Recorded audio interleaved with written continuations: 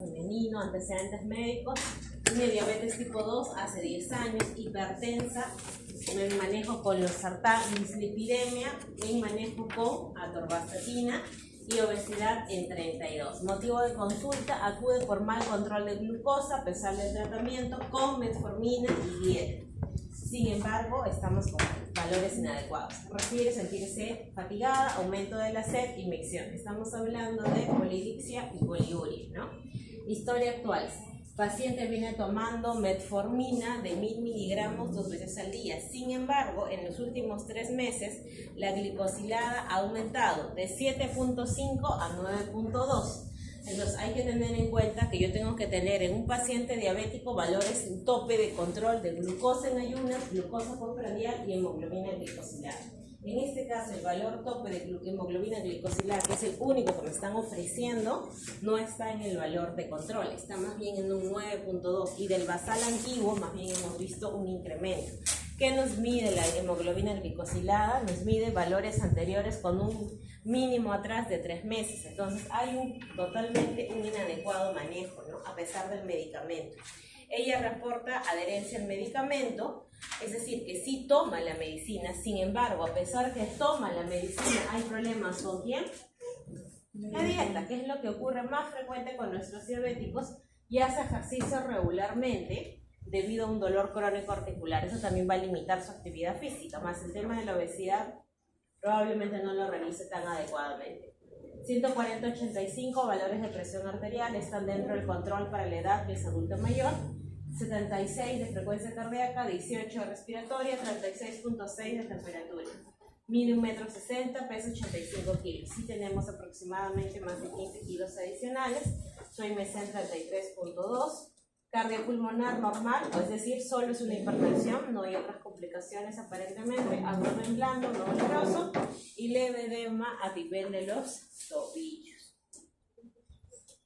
Laboratorio, glucosa en ayunas 180. ¿Cuánto es mi valor tope de glucosa que yo debería manejar como diabético? ¿Qué nos dice la guía ADA? Porque para eso ustedes revisan la guía ADA, así como el ATP4 para dislipidemias.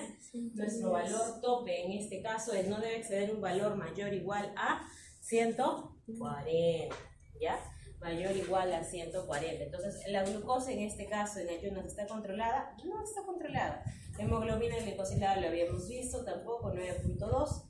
Los valores lipídicos, el LDL en 130, ¿qué nos decía el ATP4? Era de 70 a ¿cuánto? A 110. 139. No. En diabéticos, 110, si no me equivoco. 110. Entonces, este valor de LDL igual no está en rango de control. ¿Entendemos por qué le han dado atorvastatina? Sí. ¿Ya? El HDL está en 40, triglicéridos en 200. Ya también tiene, pero entre los triglicéridos y el LDL, el que me está preocupando es el LDL por la formación ateromatosa, ¿no? Función renal en 1 y filtración de tasa glomerular 85. Aparentemente un estadio renal, si hablamos de KDIGO, si le aplicamos la fórmula de KDIGO, nos daría un estadio 2, ¿ya? Entre un estadio 1 a un estadio 2. Tratamiento actual, atorvastatina de 20 miligramos. Acá viene el gran detalle. Ustedes que hicieron el seminario de estatinas, y nos falta terminar con el de Zika, si me acordé. Atorvastatina. ¿Qué estatinas correspondían en pacientes con diabetes de 70 a 110? ¿Qué? Atorvastatina. Alta intensidad, ¿no? Y esto de 20, no, es poco. Hay que modificar ello. Los sartán de 50, bueno, la presión está normal, nos quedamos con ello. Metformina de 1000 2 veces al día. ¿Se considera necesario identificar la terapia, en este caso antihiperglicemiante? ¿Cuáles podrían ser las razones de un mal control glucémico a pesar del tratamiento? Creo que esa respuesta la vimos en la lámina anterior, ¿no? ¿Cuál era?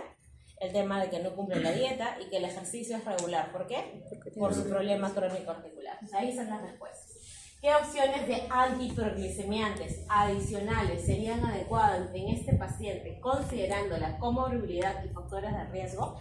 En este caso, ¿amerita un cambio de tratamiento? Sí, amerita, pero para eso también tenemos que conocer que la dosis tope de metformina, todo medicamento tiene dosis tope máxima normal. Entonces, si yo hasta qué punto puedo darle metformina, ella está con 2 veces al día, ¿podemos aumentarle una más? Podemos aumentarle una más. Ahora, podemos agregarle otro medicamento también. ¿Por qué yo tengo que evaluar esos factores de riesgo? Porque ella tiene hipertensión, tiene diabetes y es adulta mayor. Si se le aplica una escala de valoración de riesgo cardiovascular en 10 años, probablemente nos salga ¿qué valor? Mayor o igual a 7.5%. Entonces sí amerita que yo mejore estas glucosas, ¿ya? Sea que aumente dosis de metformina, sea que a la metformina le adicione un fármaco, ¿ya? Otro tipo, en este caso, de medicamentos, o también que podemos confiar netamente en la dieta. ¿Qué mecanismos de acción los antihiperglicemiantes seleccionados y cómo podrían beneficiar en el paciente? En el caso de la metformina, ¿cuál era el mecanismo de acción de la metformina? ¿En qué trabajaba? ¿En el páncreas propiamente o trabajaba en otro órgano? ¿Qué hacía en relación a la glucosa? Permitía que la glucosa se absorbiera mejor, por decirlo de esta manera, en órganos periféricos, ¿ya? Especialmente ¿en quién? En el hígado. Mejoraba el manejo de la glucosa en estos órganos para de esa manera disminuir ¿qué? La glicemia. Por lo tanto, con este medicamento tengo riesgos, en este caso de hipoglicemia, menor, mínimo, raro, en pocas palabras. ¿Con quién tendría en este caso yo riesgos de hipoglicemia? Más que nada con aquellos que me actúen netamente a nivel, en este caso, pancreático, ¿no? Porque ahí sería trabajar directamente sobre ¿qué? ¿Qué hormona? La insulina, porque ustedes han llevado morfo y recordamos que el páncreas tiene doble función, ¿no? La exocrina y la endocrina, a nivel digestivo, a nivel de igual forma, nada. Y de igual manera, ¿qué efectos adversos debo monitorizar? Ya hemos visto que los medicamentos no son perfectos. Entonces, los sartán tenían sus efectos adversos, de igual manera las estatinas, ¿ya? El más frecuente, ¿cuál era? Las famosas mialgias, ¿no? Las radiomielisis. Ahora, en el de los sartán, el efecto adverso más raro pero importante, ¿cuál era? El famoso angioedema. Y de la metformina, el famoso problema, en este caso digestivo, ¿no? Generaba molestias digestivas, y otro factor importante son las famosas acidosis lácticas, ya que también pueda conllevar a generar. Pero no es que sea frecuente, es raro, pero de todas maneras es bueno conocer. Entonces, resolver este caso clínico, ¿qué va a aplicar? Que nosotros veamos qué hacemos con la metformina. Confiamos en ella una vez más y le aumentamos a 3 y dieta, o simplemente a la metformina le agregamos un fármaco, o simplemente ya no le digamos un fármaco y le ponemos directamente insulina, que también es otra opción, ¿ya? Entonces, ¿qué es lo que vamos a trabajar en este caso el día de hoy? Lo que vamos a trabajar hoy día es diabetes, ¿no? Vamos a ver todo en relación a ello y lo que es el manejo. ¿Qué es lo que nosotros tenemos que tener en cuenta? Anteriormente las guías no eran tan difundidas como ahora. Ustedes tienen que basar en guías de práctica clínica, porque en base a eso trabajan las instituciones, tanto de salud como MINS. La guía que ustedes tienen que revisar, a lo mucho, es la ELADA. ¿Qué es la ELADA? Es la Asociación Americana, en este caso, de Diabetes. Ha habido un congreso este año 2024, si no me equivoco, ha sido en Arequipa, en los cuales han hablado acerca de justamente estos valores. ¿Qué valores son importantes para nosotros cuando yo diagnostico diabetes?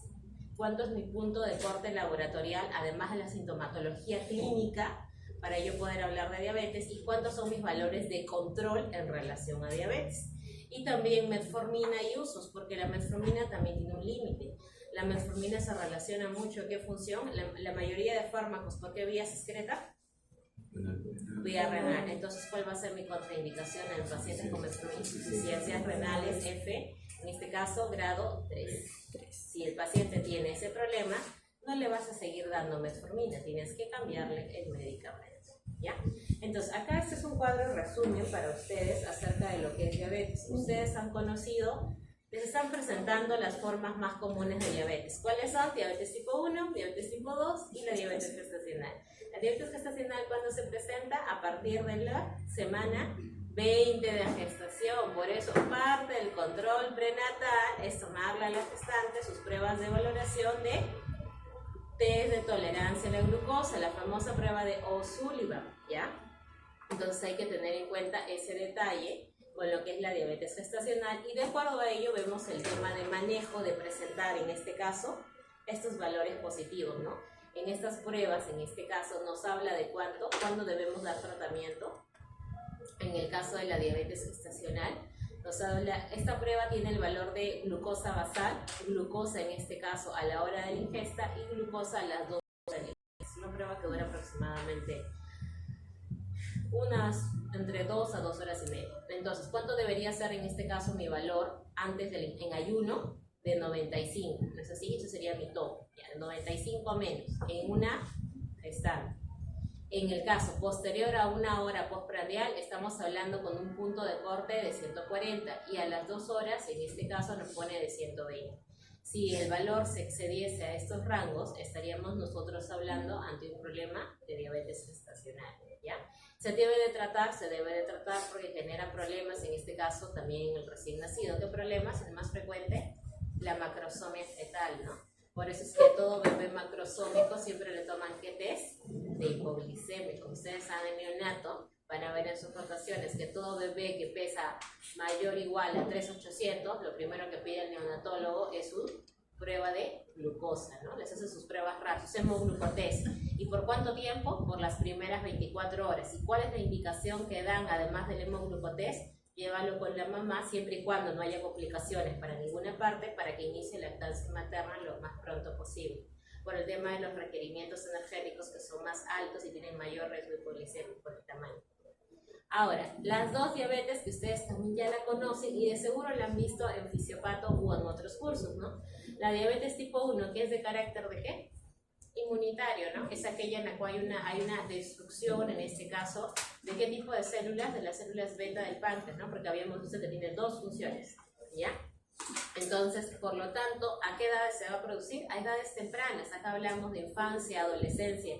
Y si mi páncreas está destruido, ¿cómo voy a trabajar con ellos? ¿Con metformina, con glibenclamida?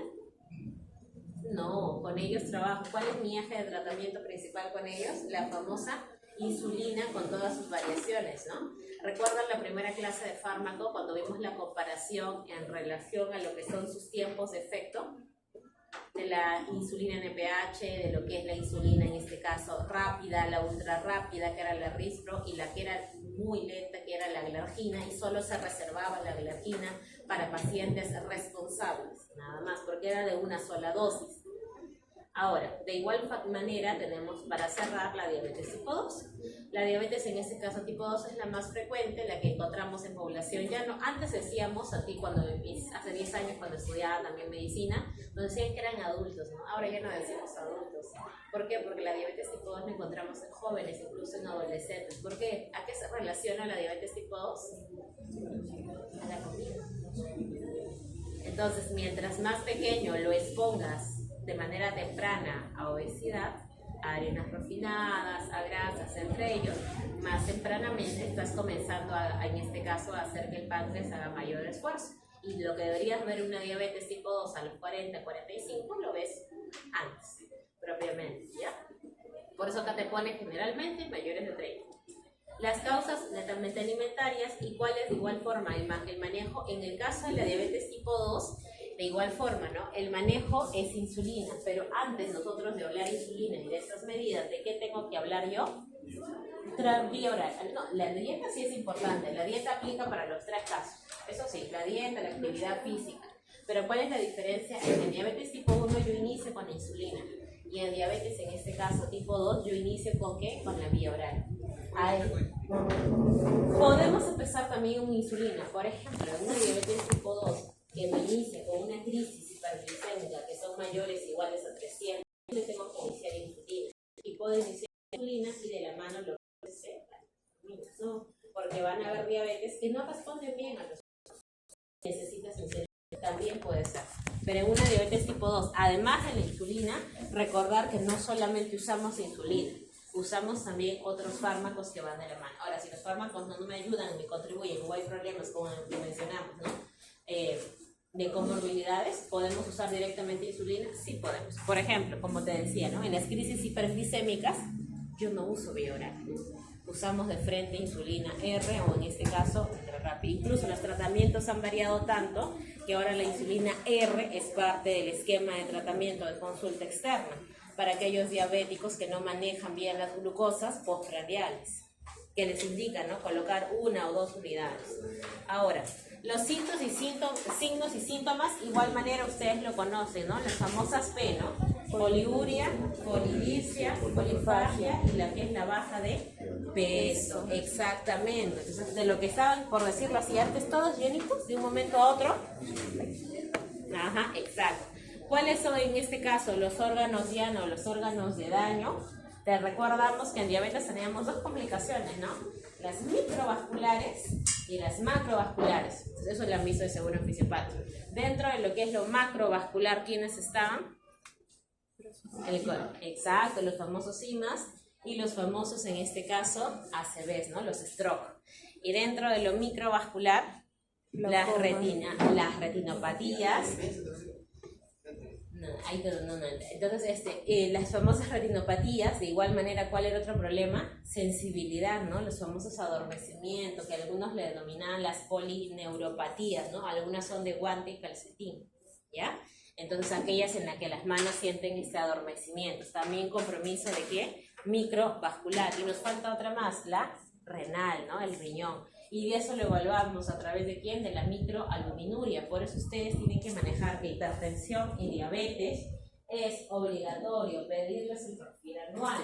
El perfil anual no solo es lípidos, no solo es hemograma, incluye valoración renal y valoración hepática. Mínimo una vez al año, ¿ya? Entonces, esos son en este caso mis órganos en los cuales se van a dañar por esos 2 tipos de complicaciones, macro y micro. ¿Qué factores yo no puedo modificar en diabetes? No puedo modificar mi edad, no puedo modificar mi género, tampoco puedo generar en este caso mi antecedente familiar, ¿no? Mi genética.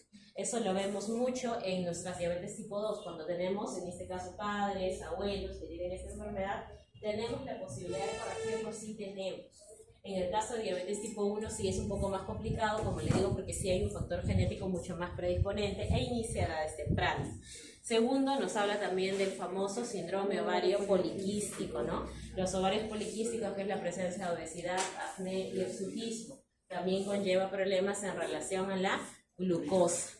Esto es, no puedo modificar, no está en mí hacerlo, pero ¿qué puedo modificar? Sí, mis factores dietéticos, ¿no es así? Mi alimentación sí la puedo modificar, una alimentación que sea balanceada. Segundo, ¿qué más puedo modificar? Sí, se entiende que hay ingesta de alimentos, especialmente en el caso de ustedes porque utilizan bastante lo que es la mente, ¿no? El estudio nos ayuda a consumir bastante glucosa. Perfecto, está bien consumir alimentos. Pero ¿qué deberíamos hacer de manera equitativa para regularizar? La actividad física, ¿no? Entonces, pero lamentablemente vemos que el sedentarismo genera este desbalance, ¿no? Hace que nos sea más notorio. ¿Qué más? Otro factor que debamos modificar el trabajo y lo que es el consumo de alcohol, ¿no? Son problemas que también pueden modificarse y corresponden a todo esto, a qué haya, cuando han trabajado ciencias sociales, estilos de vida, ¿no? Cuando el paciente no puede empezar con metformina, ¿cuál sería la alternativa? Si el paciente no puede empezar con metformina por algún tema de intolerancia, nuestra siguiente escala es la... ¿Por qué tema de intolerancia? ¿Le das metformina y... el detalle con la metformina es que te produce en este caso 2 problemas. Uno, el problema digestivo que les genera bastante diarreas. Y si la diarrea no se autolimita y es en cada toma, por ejemplo, lleva más de una semana, y sigue con las diarreas propiamente, va a ser imposible continuar, porque va a haber una pérdida continua. Y segundo, que sí ha pasado, es eventual, pero sí ha pasado. Personalmente me pasó con una usuaria que tenía obesidad, hipertensión y diabetes, nos hizo una elevación de transaminasas, nos pasó el TGO, el TGP, exacto, mayor a 300. Le quitamos la metformina y eso que solamente estaba tomando de 850 hasta ni siquiera de 1000, 2 veces al día, valores cayeron nuevamente. Esa usuaria, por ejemplo, se quedó con gliuleclamina. Y el de acidosis láctica es mucho más raro. Cuando hay, por ejemplo, riesgo, o cuando hay un paciente con diabetes, se lleva a estimar que puede tener hipertensión, se toma un antihipertensivo de profilaxis. No, ahí viene. ¿Recuerdan cuando yo hice las clases con ustedes de hipertensión? Cuando ustedes vean pacientes diabéticos que les están dando enalapril, sea en dosis en este caso de 5 o media tableta propiamente, no es que les estén dando por un tema de prevención de la hipertensión, sino porque es factor renal. ¿Qué es lo que ocurre? Que estos pacientes diabéticos han tenido proteinuria en orina. Entonces, para mejorar su proteinuria en orina, ¿qué es lo que le dan? Un YEC. Por eso es que utilizan en dosis bajas, o en dosis de 5 o en dosis de 2.5, pero no tanto como para evitar que seas hipertenso, sino para cuidar y proteger tu riñón. Y una vez que el riñón dejó de tener proteinuria, le suspende. Pero sí le realizan lo que es el tema de sus... Por eso la evaluación de un paciente crónico, y ustedes lo han visto, ahora lo van a ver más cuando hagan sus rotaciones. Todo paciente, ¿qué se le hace? Bueno, la talla es independiente. Más que nada, ¿para quién te sirve la talla? Para los chiquititos, para los pequeños. Pero ¿qué es lo que te sirve? El peso. Porque habíamos visto que había fármacos que te aumentan de peso. Y también para evaluar, como se dice, el estado del paciente. Porque hay enfermedades que te generan baja de peso o también aumento de peso. ¿Qué otras funciones vitales? La presión arterial. El paciente nunca tuvo presiones altas, pero de repente en las últimas consultas ha comenzado a tenerlo, y por eso nosotros tenemos que tomarlo. Y si el personal de triaje no lo toma, regresarlo y que sí lo realice. Porque nosotros vemos al usuario o cada 7 o cada 15 o cada 30 días. A estos usuarios que atendemos en el caso de MINSA y tanto en Exsalud, su consulta es cada 30 días. Y si cada 30 días, o sea, al mes, no se le toma funciones vitales, incluso a los que están controlados se les ve cada 3 meses. Entonces como que vamos a trabajar a medias, porque puede ser o que estemos teniendo una glucosa alta y no lo hayamos visto, o una presión alta de igual forma. ¿Qué otro factor era importante? La frecuencia cardíaca, ¿no? Lo que es el tema del pulso. ¿Para qué? Para pacientes con que tienen arritmias, porque los cardiólogos les van a pasar a ustedes, en este caso, pacientes ya controlados con bisoprolol, atenolol, entre otros, para que solamente le continúen el medicamento. Pero ¿cómo continuamos el medicamento si no le tomo ni la presión, ni tampoco le tomo la frecuencia ni el pulso? ¿Cómo sé que esa dosis de bisoprolol de 5 debe de continuar como 5 y no cambiarla? ¿Ya? Entonces, solamente, ¿y eso con qué lo valoramos? Con funciones vitales. Ya a nivel hospitalario el manejo de funciones se entiende que es totalmente diferente, porque incluyo ahí mencionan que la famosa diuresis, ¿no? Las pérdidas insensibles, ya es distinto. Acá nos habla acerca de la epidemiología. Lamentablemente las enfermedades crónicas, ¿cuál es el problema? La carga en relación a la enfermedad que van a producir. En este caso, ¿de qué hablamos? Las secuelas. ¿Normalmente se mueren por una hipertensión o por una diabetes? No, se mueren por la complicación propiamente de la misma, ¿ya? Entonces acá te habla de lo que es el famoso AVISA, ¿no? Que es el número, en este caso, de años en los cuales se va a ver afectado lo que son las actividades. Nos habla de una referencia de 9.9 años perdidos por 1000 habitantes. En relación a qué enfermedad, a la famosa diabetes mellitus, y además porque la diabetes es una enfermedad, en este caso, discapacitante. Habíamos mencionado las complicaciones que tiene. Entonces, ¿puede dejar ciego a un usuario? Sí. Puede dejarlo con diálisis y a punto de trasplante renal también. Lamentablemente, lo que mencionas en términos de amputaciones, sí. Lo que más van a ver son las famosas pie diabéticos, y sí es bueno recalcar desde estudiantes que jamás demos esperanza a un pie diabético. Tiene que pasar una evaluación, en este caso por el área de angiología, para ver el tema del ecodoppler, ¿ya? Controles en relación a lo que es la glucosa y evaluación por trauma, porque esas curaciones, algún porcentaje pequeño evoluciona bien, pero la mayoría de porcentajes termina en limpieza quirúrgica, y la limpieza quirúrgica termina en amputación. Entonces, no demos esperanza que con la curación, con el medicamento, va a mejorar, porque de qué componente va a depender, microvascular específicamente.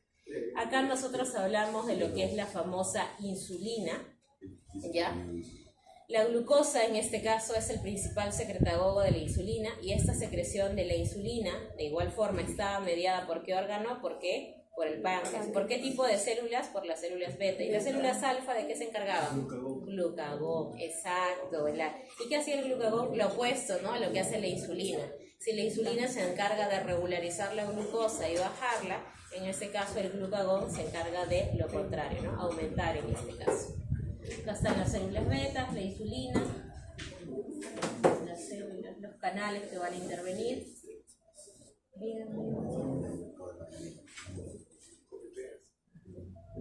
¿Qué vamos a trabajar nosotros? Los receptores de glucosa. Dentro de los receptores de glucosa nosotros tenemos 5 receptores de glucosa.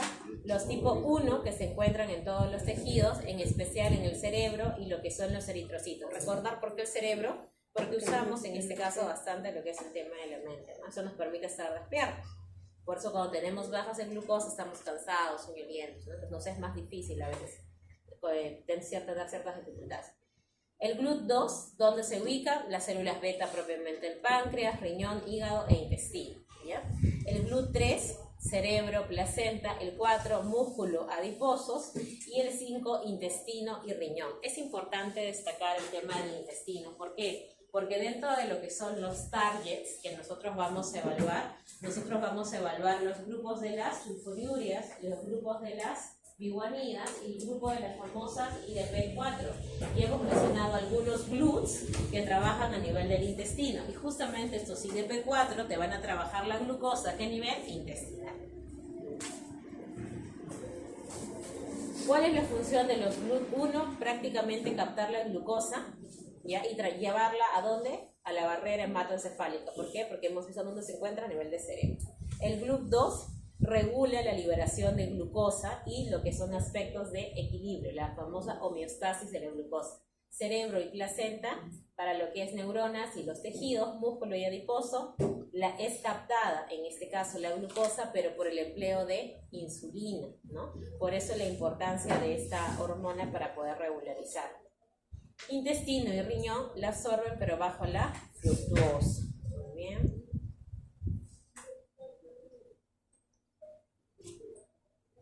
La unión de la insulina activa genera una actividad intrínseca de la sinasa tirosina en lo que es su receptor, en su dímer. Pues ahí tenemos sus 5 transportadores, en qué tejidos y la función de los mismos. Y en el efecto, ¿no? Acá está lo que es el famoso páncreas, la liberación en este caso de la insulina por células beta. Y lo que vimos, ¿no? Músculo y grasa actúa en ello para lo que es en este caso almacenamiento. En el hígado de igual manera va a actuar y lo que es el intestino. Dentro de lo que son los efectos hepáticos, ¿ya? En lo que son los efectos hepáticos que se van a producir en este caso por la insulina, nos va a hacer referencias en este caso catabólicas. ¿Qué es catabolismo? Destrucción, ¿ya? Entonces inhibe ¿qué? La gluconeogénesis. ¿Qué es la gluconeogénesis? La formación en este caso, ¿no? Inhibe lo que es la gluconeogénesis, la destrucción. Inhibe lo que es la destrucción. Inhibe, ¿qué más? La conversión de ácidos grasos y aminoácidos. ¿En dónde? En los centros ácidos. Inhibe la conversión de aminoácidos a glucosa. Hasta acá nosotros tenemos funciones catabólicas y también vamos a tener funciones anabólicas que promueven el almacenamiento de glucosa, en este caso en el hígado, pero ¿bajo qué forma? Bajo la forma de glucógeno. Y aumenta la síntesis de triglicéridos y las formas de lipoproteína de muy baja densidad. ¿Qué efectos vamos a tener nosotros en el músculo? Aumentar lo que es la síntesis de proteínas, favorecer el transporte, en este caso, de lo que son los aminoácidos. Tenemos también la síntesis de glucógeno, el transporte de lo que es la glucosa e induce el glucógeno sintasa e inhibe la fosforilasa. Finalmente vemos en lo que es el tejido adiposo. Dentro de lo que es el tejido adiposo aumenta lo que es el almacenamiento de ¿qué? De los triglicéridos, ¿ya? De igual manera la lipoproteína lipasa es inducida y activada por la insulina, ¿para qué? Para hidrolizar a los triglicéridos de las lipoproteínas, transporte de igual forma de glucosa y finalmente impide, ¿no?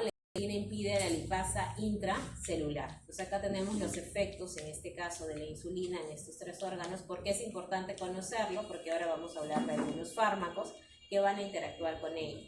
Dentro de lo que son los targets terapéuticos, ¿ya? Antes de hablar nosotros de un no control de la glucosa, tenemos un evento anterior, que es la famosa resistencia a la insulina. ¿A qué hace referencia en lo que es la resistencia a la insulina? ¿Ya? Acá tenemos a los famosos GLUT4 que van a intervenir, aquellos que trabajaban donde en el músculo y en lo que es el tejido adiposo y permitían a través de la insulina que esto se capte, ¿no? ¿Para qué? Para luego almacenarse. Pero ¿qué es lo que ocurre en la resistencia a la insulina? ¿Por qué algunas personas, cuando la glucosa sale en el famoso 110, 105, 120, antes de decir diabetes, mencionan el término de prediabetes? ¿Y por qué de la mano le dicen, vamos a pedir tu dosaje de insulina? Y el dosaje de insulina de ser 14, que es nuestro valor tope normal, es 20, 25, 30, 35. ¿Qué quiere decir ello por resistencia a la insulina? Que por más que se está produciendo 30 y 35, estamos llegando a ajustar a lo mucho un 105 de glucosa, un 110.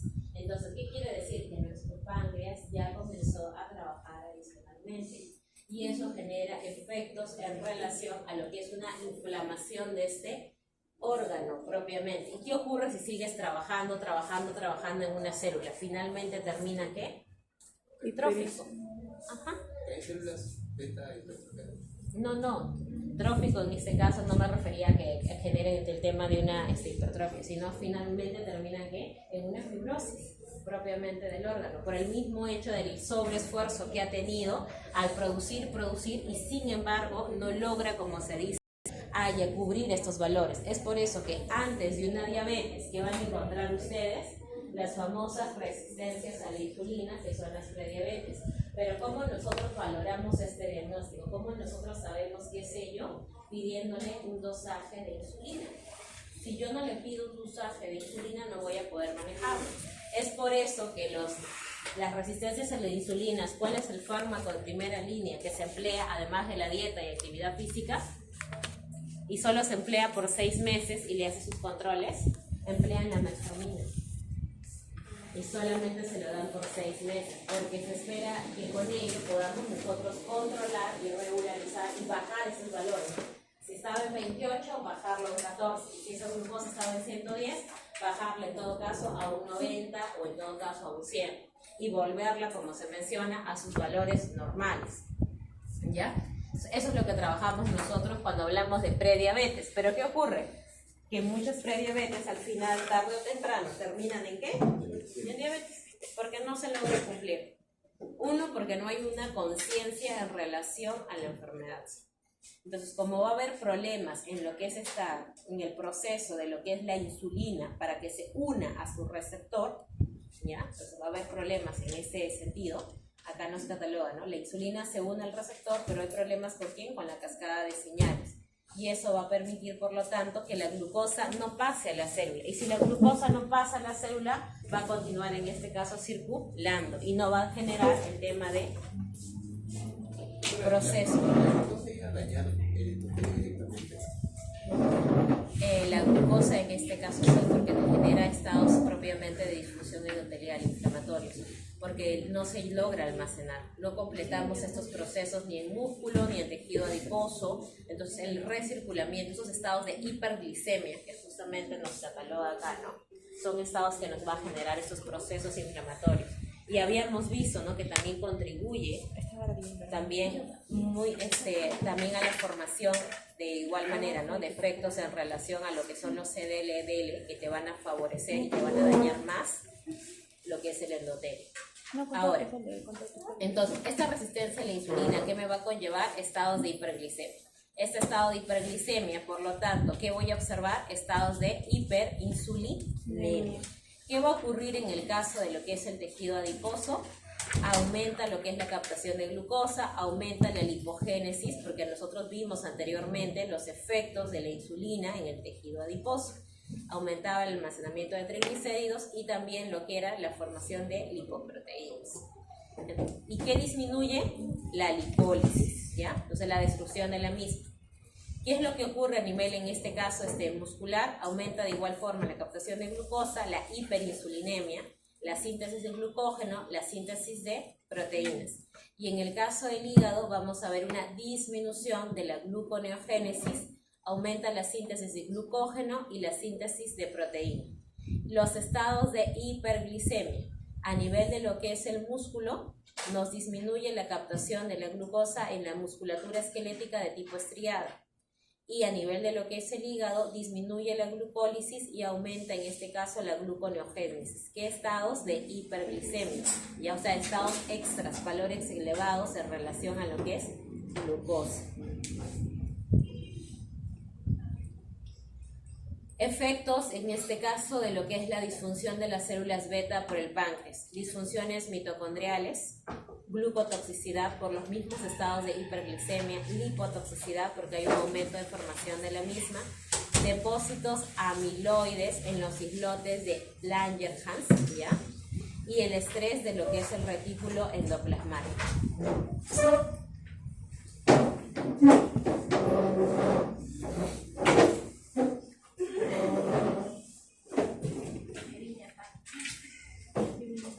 Dentro de lo que son los preparados de insulina, acá nosotros tenemos a los tipos de insulina, ¿no? Que ya lo habíamos mencionado en las primeras clases de inicio. Las ultra rápidas, Lispro, ¿ya? Que son aquellas que van a tener su tiempo de acción de 5 a 15 minutos, ¿ya? La duración de igual manera de ellas son de 2 a 4 horas y las características que tienen es de color claro, lo que nosotros lo conocemos como cristalino en lo que son las presentaciones que vienen. En lo que son las insulinas rápidas o R, que también denominada cristalina, su efecto es de 30 a 60 minutos y la duración es de 5 a 7 horas.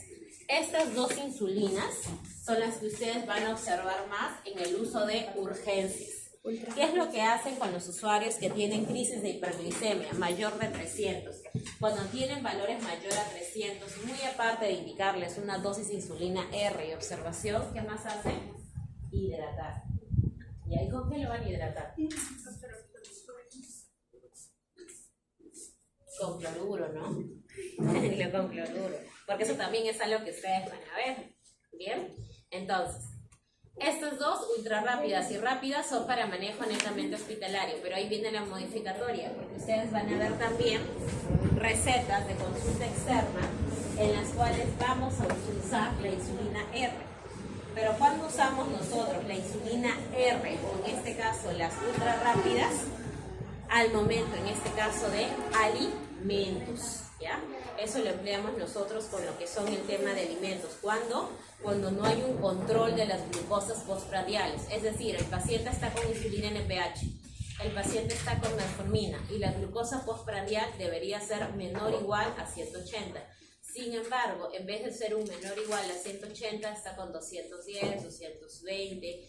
Post desayuno, de igual forma, está con estos valores. Entonces, ¿qué se indica? La aplicación de estas glucosas rápidas antes de la ingesta de alimentos, concomitantemente con desayuno, almuerzo y cena. Pero en este caso nosotros elegimos, ¿no?, qué tipo de alimento en el cual nosotros lo vamos a acompañar. Normalmente lo empleamos para lo que son los desayunos y almuerzos, pero son, como se dice, en casos puntuales, específicos, que no lleguemos a valores de control. ¿Cuál es la insulina clásica que sí vamos a usar? La intermedia, ¿ya? ¿Por qué la intermedio? Caracterizada también lechosa. Justo, ¿y por qué el nombre lechosa? Porque su color es así, ¿no? Blanquecino. Es la famosa NPH. Su comienzo es de 1 a 2 horas y te dura hasta 24 horas. Por lo tanto, es más prolongada. Entonces, esta insulina NPH yo sí tengo que aprender a calcularla. Dentro de lo que es el cálculo, esta dosis se divide en dos, ¿ya? Van a ser 2/3 de la dosis total en la mañana y 1/3 de la dosis restante, en este caso en la tarde, ¿ya? Esa es la forma en que nosotros calculamos, y ustedes sí van a usar insulina NPH, sí la van a usar. ¿Por qué? Porque la insulina NPH actualmente en Exsalud, todo policlínico de Exsalud tiene insulina NPH. Entonces, y el médico de familia o el médico cirujano tiene que hacer la prescripción de mínimo NPH. Rápidas y ultra rápidas, manejo con endocrino. Endocrino lo maneja, lo calcula y lo regresa, en este caso, al médico de familia o médico cirujano para la continuidad. Pero en NPH sí tienen que saber hacer. Entonces, por eso el tema del cálculo. 2/3 mañana, 1/3 en la tarde. ¿Y por qué nosotros sí empleamos ello? Por justamente la duración del efecto. ¿Cuál es el riesgo, el efecto adverso más importante de las insulinas? La hipoglicemia. Por eso es que tenemos que hacer un adecuado cálculo, ¿no? Las prolongadas. ¿Cuáles son las prolongadas? La de Temir o Glargina. Se tiene ambas. El efecto es mayor a las 24 horas, lo cual es la diferencia, que las prolongadas no tienen prácticamente un efecto pico, sino más bien se mantienen en meseta, ¿ya? Son aquellas más que nada que se emplean en una sola dosis, y si decides darle 5 o 10 unidades, ese 5 o 10 va a mantener ese control de glucosa. El tiempo en hacer efecto, al igual que el NPH, es de 1 a 2 horas. Y acá tenemos las insulinas mezcladas, que son otro tipo de clasificación. Bien, entonces, eso es en relación a insulinas, ¿ya? Ahora, acá te habla de lo que es la clasificación de los medicamentos de acuerdo al efecto que van a tener. Tenemos aquellas que te van a aumentar la sensibilidad de insulina. Yo les mencioné que dentro de lo que era la metformina pertenecía en este caso al grupo de las biguanidas, y la metformina no es que te actúe directamente en páncreas y le diga al páncreas, ¿sabes qué? Tienes que seguir en este caso produciendo, aumenta tu producción, genera una hiperinsulinemia. No. En el caso de lo que es la metformina, que corresponde a las biguanidas, ¿en qué se encarga principalmente su funcionamiento? En que esta insulina, ¿ya?, genere efectos en estos estados de hiperglicemia para la absorción en los órganos, en este caso periféricos. En este caso estamos hablando de quién, de lo que era el hígado y el tejido adiposo. Por eso te cataloga acá, ¿no? Aumento en la sensibilidad de la insulina, para que la insulina pueda ser trabajada en lo que son estos órganos periféricos. Representante de la metformina. Las ventajas que tiene, segura es sí, no tiene riesgo de hipoglicemia. Es por eso que ustedes inician siempre con metformina y no con glibenclamida, ¿ya? El riesgo de hipoglicemia es bajo, por eso el tema de seguridad, no te genera ganancia de peso.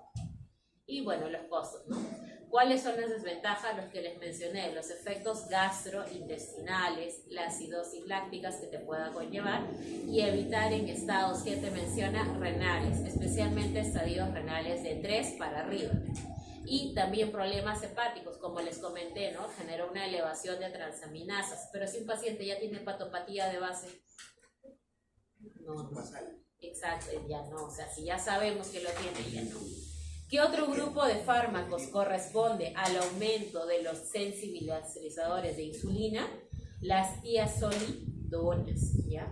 Las tiazolidonas. De igual manera, bajo riesgo de hipoglicemia y a efecto adicional te baja lo que es la presión arterial. ¿Cuáles son las desventajas? Riesgo de ganancia, en este caso de peso, edemas y riesgos también de fractura y falla cardíaca.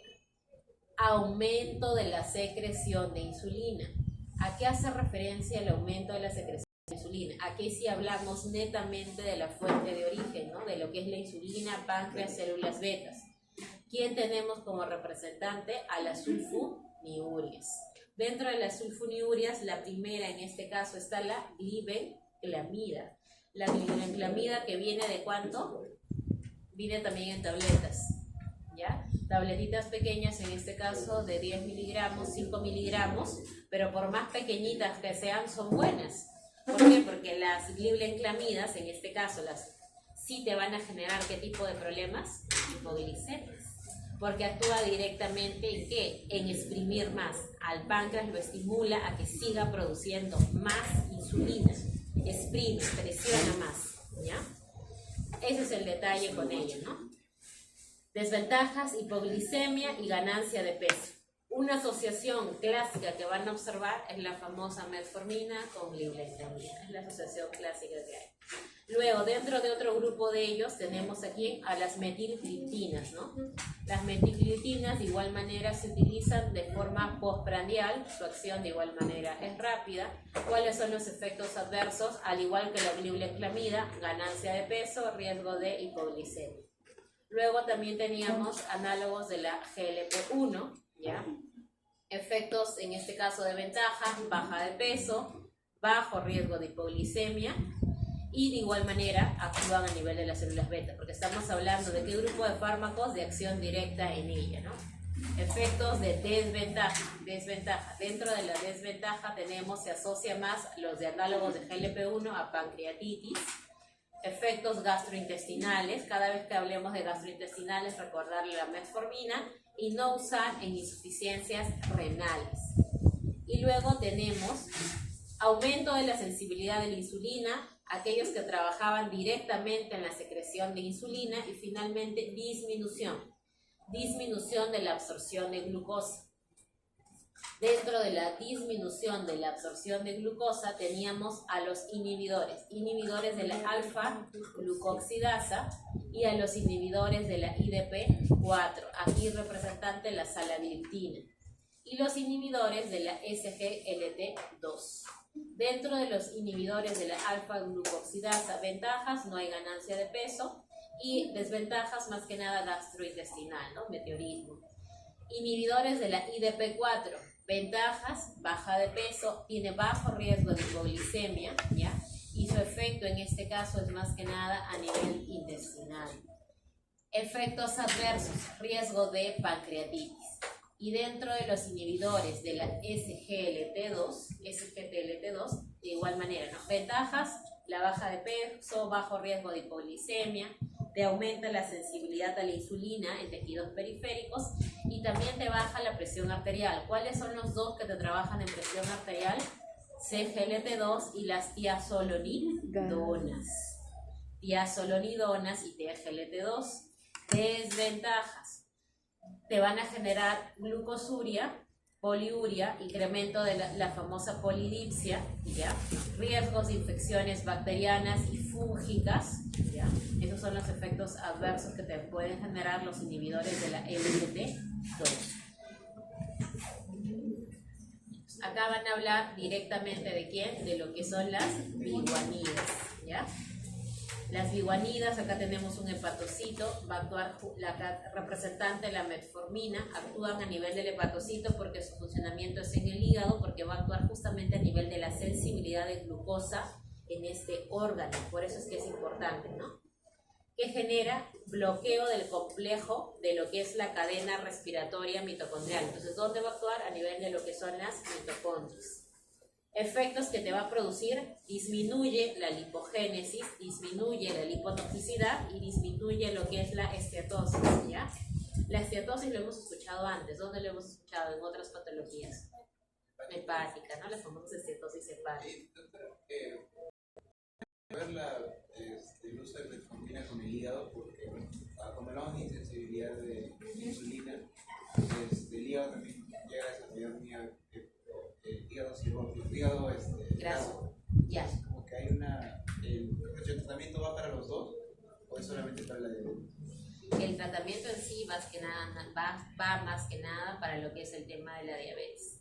No es tanto dentro de lo que es el tratamiento de hígado graso, que son las famosas esteatosis hepáticas, no figura la metformina como fármaco de acción.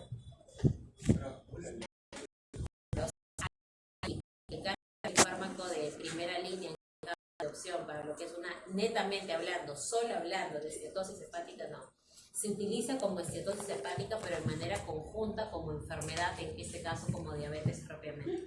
Pero solamente, porque yo tengo una ecografía, ejemplo, ¿no? Tengo una ecografía que reporta esteatosis hepática, no es que me van a dar metformina.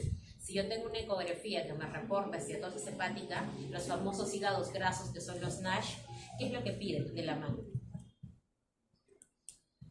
Perfil hepático, transaminasas. Y si las transaminasas en este caso están alteradas, recién nosotros hablamos de manejo. Y el manejo de hígado graso es bastante diferente, como se dice, al manejo de diabetes. En este caso, esta esteatosis se trabaja de manera complementaria, por decirlo así, pero a consecuencia de la diabetes. No exclusivamente como hígado graso. Como exclusivamente no. Entonces, vemos nosotros el efecto de la metformina. Lipólisis, lipotoxicidad, esteatosis, disminuirlo, actúa a nivel mitocondrial y disminuye, ¿qué más? La síntesis de glucosa, ¿ya? Y acá de igual manera tenemos los factores a nivel interno que se van a dar dentro de la célula, ¿no?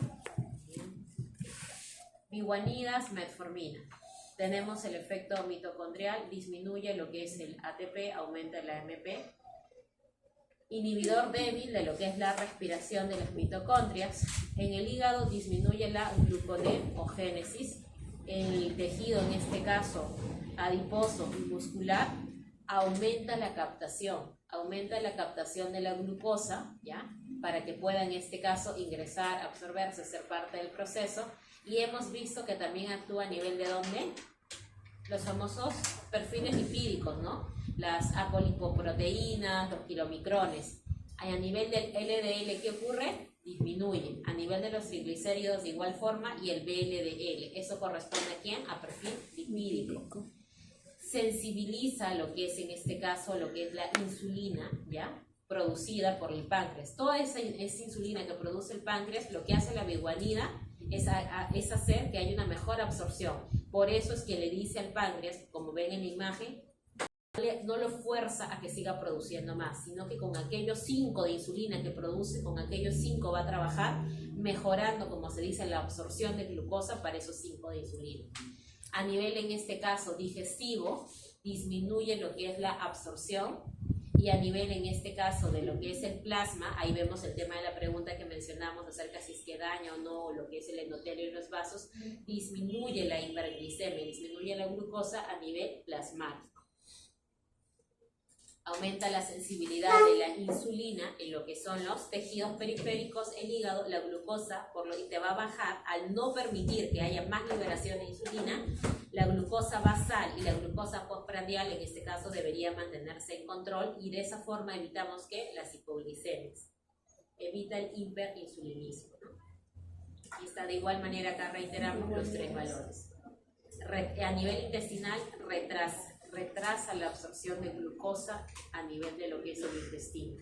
A nivel del tejido adiposo y músculos, aumenta los receptores de insulina en estas estructuras. Y a nivel del hígado, reduce la producción de glucosa. Otro grupo de fármacos, las sulfonilureas. Ya, las sulfonilureas, aquí hablamos de quién, de páncreas. Acá sí yo voy a hacer lo contrario, yo sí le voy a pedir que aumente su secreción, en este caso. Aumenta la insulina plasmática. Acá tenemos aquí a las sulfonilureas. ¿Qué otro grupo farmacológico estaba? Las metilgliptinas, ¿ya? Otro grupo farmacológico que nosotros tenemos son las diazolamidonas. Profesora,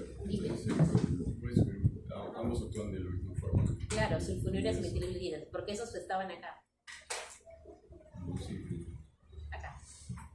Sulfonilureas, metilgliptinas, incluso nos faltaba uno, ¿no? Análogos de la GLP-1. Pero dentro de los análogos, más que trabajarte en páncreas, también te trabajaban, como se dice, páncreas más nivel intestinal, ¿ya? Pero tanto sulfonilureas como metilgliptina sí te van a actuar ambos a nivel del páncreas en las células beta. Por eso es que con ambos teníamos riesgos de ¿qué? De hipoglicemia. Por ejemplo, si dentro de lo que es diabetes, ¿qué podemos preguntar en lo que es diabetes como pregunta de evaluación? Clasificar. ¿Cómo clasificamos los fármacos antihiperglicemiantes? 3. Uno, ¿cuál era? Aumentar la sensibilidad, en este caso, de lo que es la insulina. ¿Quiénes son los 2 grupos farmacológicos? Biguanidas y diazolamidonas. Listo. Del igual, ¿cuáles son los que te aumentan, en este caso, secreción de insulina? Análogos GLP-1, metilgliptinas y lo que es las sulfonilureas. Y cerramos ¿con quién? Con aquellos que te disminuyen, ¿no es así? Disminuyen la absorción de glucosa. Estos serán más que nada a nivel intestinal. Los que disminuyen la absorción de glucosa, los IDP4, inhibidores de la CGLT2 e inhibidores de la alfa-glucoxidasa. ¿Ya? Ahí están los 3 grupos farmacológicos. Si hablamos de representantes de fármacos, dentro de los representantes de fármacos, sí quiero que conozcan a la IDP4, que es la salagliptina, porque está ingresando bastante fuerte de la parte privada a todo lo que son las instituciones. No sabemos si en un futuro forme parte del petitorio del Estado, no lo sabemos, pero sí se está empleando con bastante actividad. Los inhibidores de la PG4, ¿qué otro fármaco? Las metilgliptinas, las sulfonilureas y las biguanidas. Está de más decirle biguanidas y sulfonilureas porque eso lo tenemos obligatoriamente. Y eso sí está. O sea, la clasificación es una fila. La clasificación sí, porque les va a permitir a ustedes conocer qué tipo de fármacos tenemos para lo que es el manejo de diabetes. Y si hablamos específicamente de mecanismos de acción, también ya hemos visto, ¿no? Retrasan la absorción del glucosa. Target, en este caso, ¿de quién creen que preguntaría? Metformina. ¿Quién más? Glibenclamida. IDP4, la salagliptina. La metilgliptina, que también le hemos mencionado, ¿ya? ¿Y de qué otro más? Que hemos visto en láminas anteriores con sus tipos. Ah, la insulina. Ya está ahí. La insulina. Incluso, ustedes, ¿quién fue? Hubo un seminario, falla cardíaca, No. ¿o me equivoco? ICC. ICC, que hablaron uno de los fármacos que estamos mencionando acá. CGL2, si me acuerdo, ¿eh? Sí estoy atenta cuando ustedes exponen. Totalmente. A ver, profesora, le hago una pregunta de desarrollo no fármacos. No. Me quedo bueno. Sigamos con tía Sololidona. Ese que no me encanta. Tiene que. Sigamos con... Me quedo picón. Has hecho poner ICOBA suficiente. Me quedo picón. Tía Sololidona. Tiene que venir mi seminario. Yo sé que en algún futuro tal vez sí usemos, no sé si en 30, 20 años. ¿Eres en la Universidad de Duke? Ahí sí va a Las tener. tiazolonidonas también es otro grupo de fármacos importantes que te va a actuar donde en la sensibilización de lo que es la insulina, ¿no es así? Ahora, ¿cuál es el detalle de estos fármacos? Tener cuidado en relación a función cardíaca, ¿ya? Ujú. Muy bien, acá de igual manera, ¿dónde va a actuar? A nivel de lo que es este ADN, y va a involucrar lo que son proteínas para lo que es el metabolismo de lípidos y glucosa, ¿ya? Luego tenemos las incretinas, GLP-1, ¿qué grupo pertenecía de los tres? A lo que dice Secreción de la insulina. Exacto, muy bien. Acá tenemos el efecto de los GLP-1 a nivel, por eso les decía, ¿no? No solamente es páncreas, sino también intestino, ¿no? Acá está.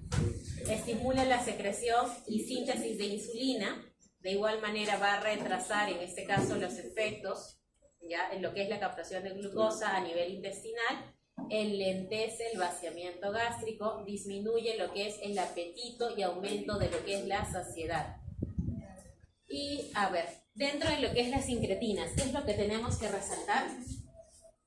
Disminuye el apetito y aumento de saciedad. La saciedad y el apetito. ¿Qué es lo que ocurre con nuestros pacientes, en este caso con diabetes tipo 2? El tema del apetito, ¿no? Exacto, la famosa polifagia. Entonces, en pacientes, en este caso, que tengan ese tipo de problemas, sí podría ser una buena opción el manejarlo.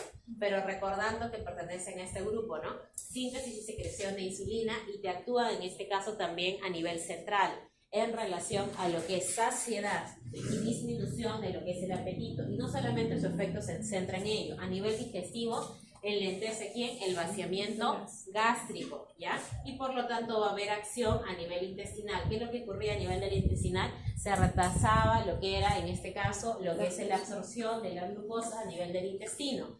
Y también no solamente actúa digestivo, intestinal, a nivel cerebral, sino también a nivel de tejido adiposo y músculo. ¿Qué es lo que hace en relación a tejido adiposo y músculo? Te disminuye lo que es la resistencia a la insulina. ¿Eso qué quiere decir? Que permite propiamente la absorción del mismo. Estos análogos de la GLT1 también denominados incretinas. Y acá están los CGLT2, que también lo vimos, como se dice, como parte de lo que es el manejo en relación a ICC, ¿no? Las famosas insuficiencias cardíacas, ¿ya? Acá en este caso teníamos nosotros a través de la famosa los glucosúricos, ¿no? La excreción de glucosa. Vemos esta imagen de quién es, de nuestra famosa nefrona, ¿no? Nuestro glomérulo, nuestro túbulo proximal, nuestras asas de Henle con las ramas de ascenso, de descenso y túbulo colector, ¿ya? Entonces acá, ¿qué es lo que qué es lo que va a ocurrir? Se evita la reabsorción de glucosa. Entonces, al evitarse que esta glucosa se reabsorba, va a ser eliminada. ¿A través de quién? De la orina. Hasta el 90% de glucosa se debe de absorber en los segmentos del túbulo proximal, segmentos S1 y S2. Pero, ¿qué es lo que ocurre con estos inhibidores de la CGLT2? Evitan esta reabsorción. Y el 10% restante de reabsorción, ¿dónde se da? A nivel de lo que es el segmento S3. Y finalmente, al no reabsorberse, tiene que ser eliminada. ¿Tienen también un target acá? Sí. Entonces, como dato curioso, SGLT2, porque nos ha servido para 2 temas de evaluación. ¿Ya? Acá de igual manera, ¿no? Vemos el SGLT2, nuevamente lo que es el glomérulo, ¿ya? Los efectos que va a producir, ¿no? Vasoconstricción arterial eferente, disminuye el consumo de energía a nivel mitocondrial, disminuyendo el estrés oxidativo. Al haber menor estrés oxidativo, menor inflamación y por lo tanto menor fibrosis intersticial, ¿no? Aumenta la eritropoiesis, mejora la expansión mesangial y esto genera un efecto protector. ¿Qué ocurría con las células del páncreas por el exceso de la producción? Claro, pero eso tenía un término anterior a ello. Lo vimos acá en el lámina. Los depósitos amiloides. Ajá, depósitos amiloides. Estudios de eficacia y seguridad, ¿ya? En pacientes de lo que es eficacia y seguridad de la hemaglifosina en combinación orales en pacientes con diabetes tipo 2.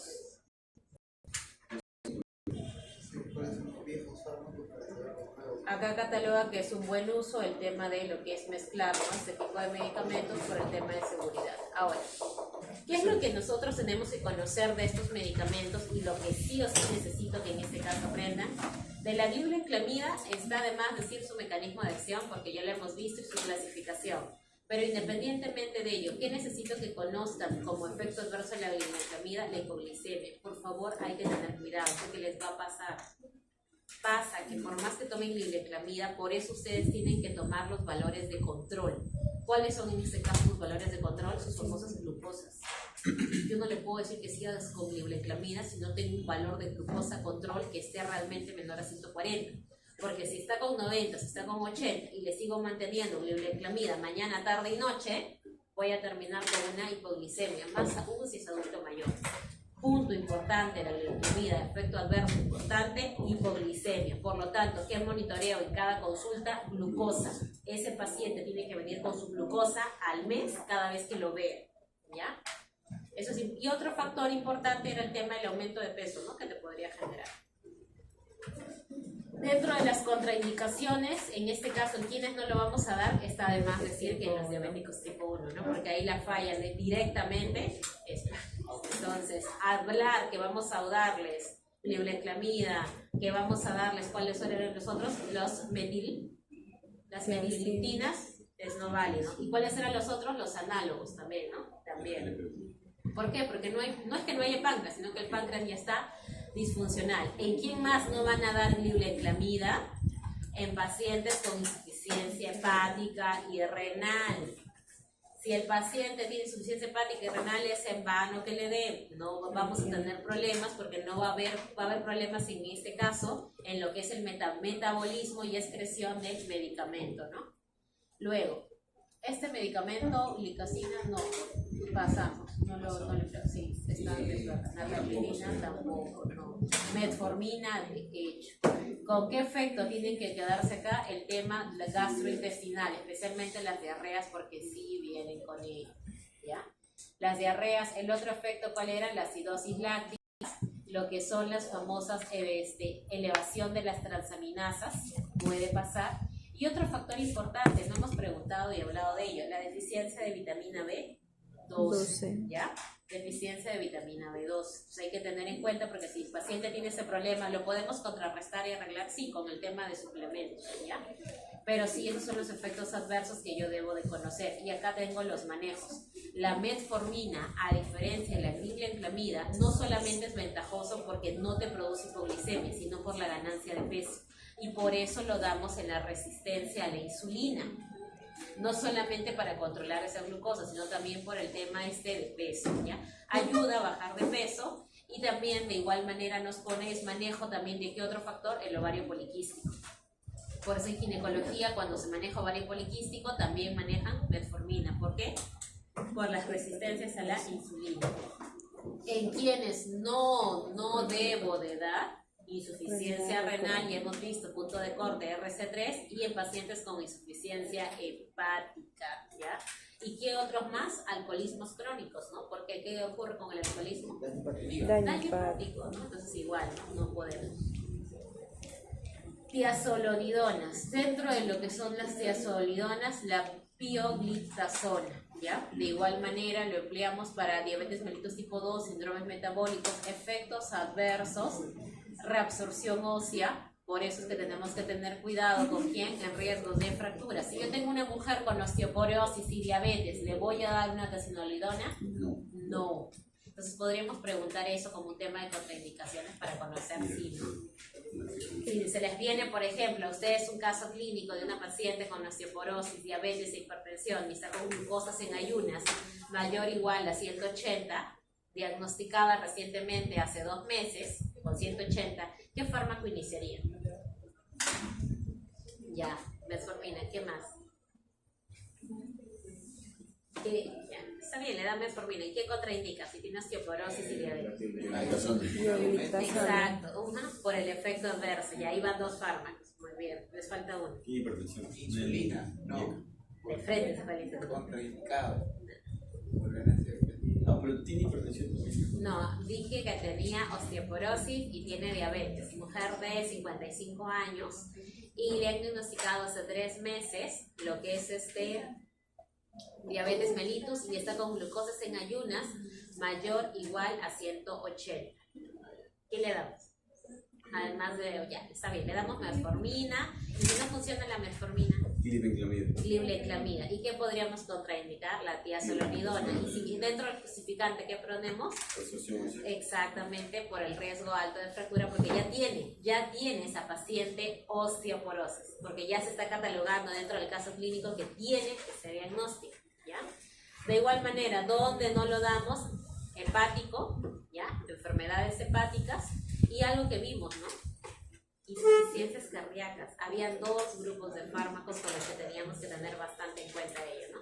Entonces las tiazolonidonas no se dan contraindicado en pacientes con insuficiencia cardíaca. Inhibidor de la CGLT2, que sí lo vimos y también lo vimos en seminarios, la canoglifosina, ¿ya? Se utiliza en pacientes con diabetes tipo 2 y también en pacientes que tengan evento cardiovascular previo, ¿ya? Y en pacientes con obesidad. ¿Quién está contraindicado? En alérgicos.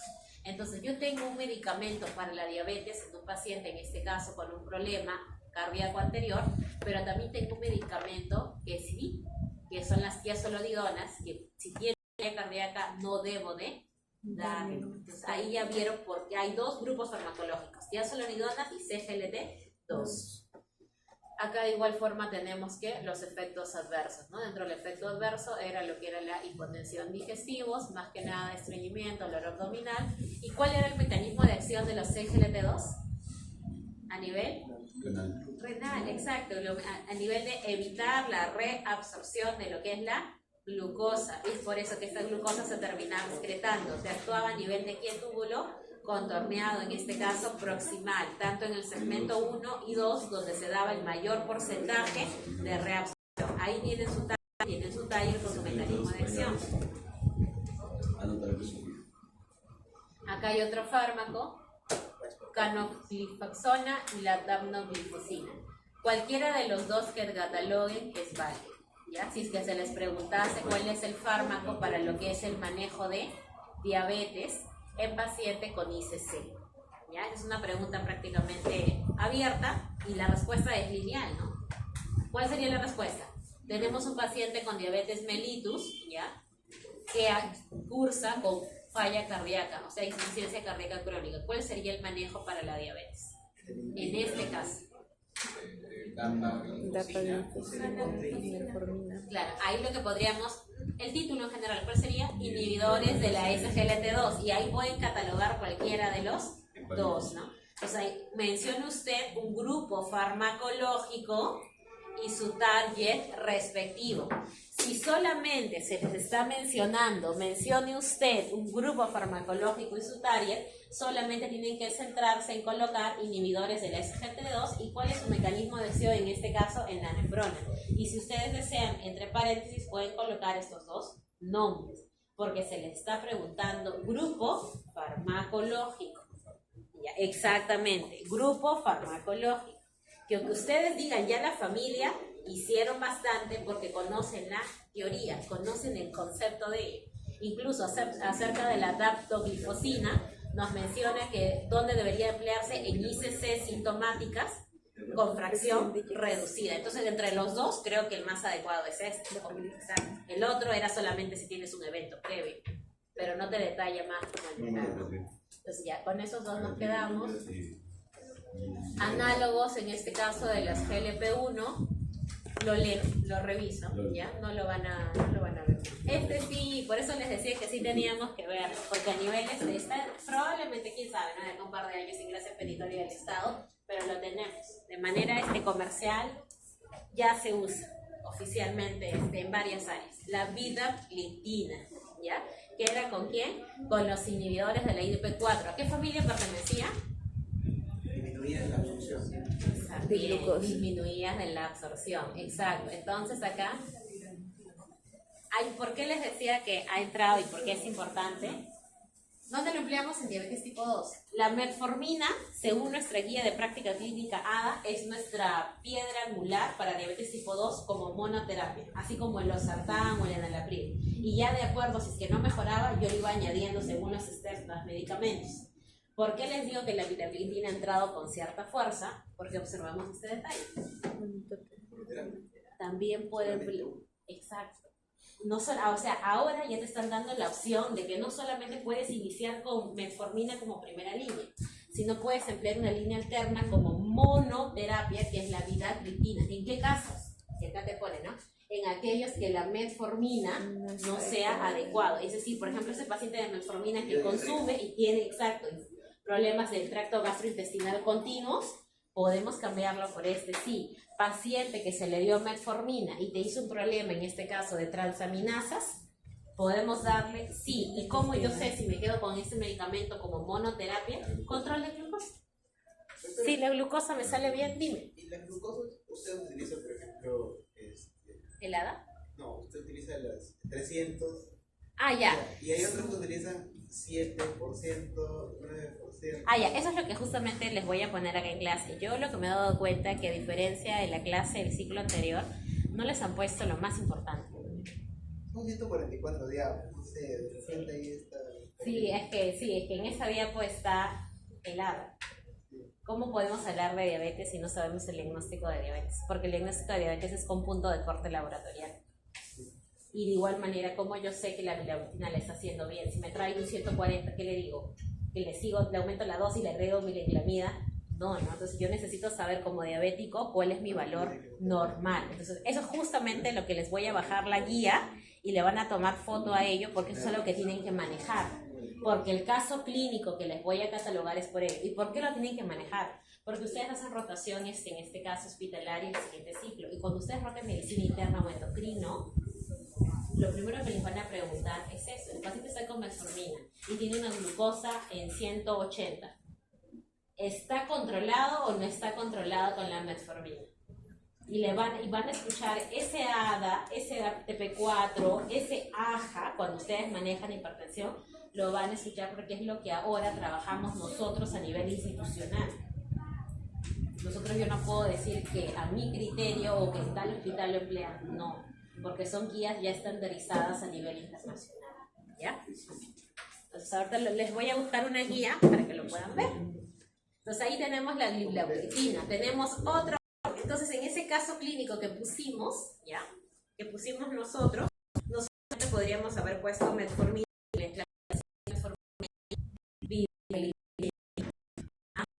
y en este caso habíamos contraindicado el otro por la osteoporosis, ¿no? Entonces ahí vemos. ¿Cuáles son los efectos adversos en este caso más frecuentes por la vidagliptina? El estreñimiento, ¿ya? El estreñimiento. Puede haber hipoglicemia, pero es bajo, por eso es que lo encontramos en el último lugar. Riesgos de infecciones del tracto respiratorio. En quienes sí está contraindicado, se entiende que en las alergias mismas, y también está contraindicado en pacientes con insuficiencia hepática, ¿ya? Elevación de la glucosa y el diagnóstico de diabetes conjuntada para tratarlo con insuficiencia renal como entraría? Con pacientes con insuficiencia renal, ahí nosotros entraríamos con fármacos que no tienen esta dificultad, ¿ya? Por ejemplo, si la metformina y la brilinflamida hemos visto este problema, tenemos otro grupo de fármacos que hemos visto, las gliptinas, que en este caso es inhibidor de lo que es la IDP4, que no tiene ese tipo de factor a nivel renal. Tenemos también lo que son el famoso uso de lo que son las insulinas, que también podríamos usarlo en los pacientes que tengan, en este caso, insuficiencia renal.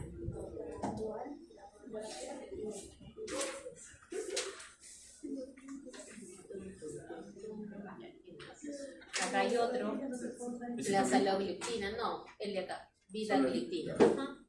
Pero lo que sí deben de conocer de los IDP4, como se dice, es que también pueden usarse como monoterapia exclusivamente de haber efecto adverso con metformina, solamente en ese caso, nada más. ¿Ya? Muy bien.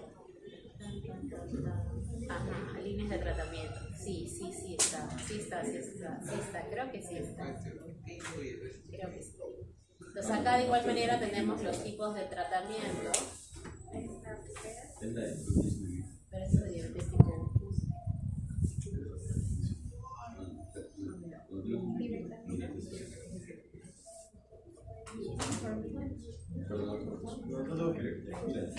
Es una nivel, así que vamos a probar.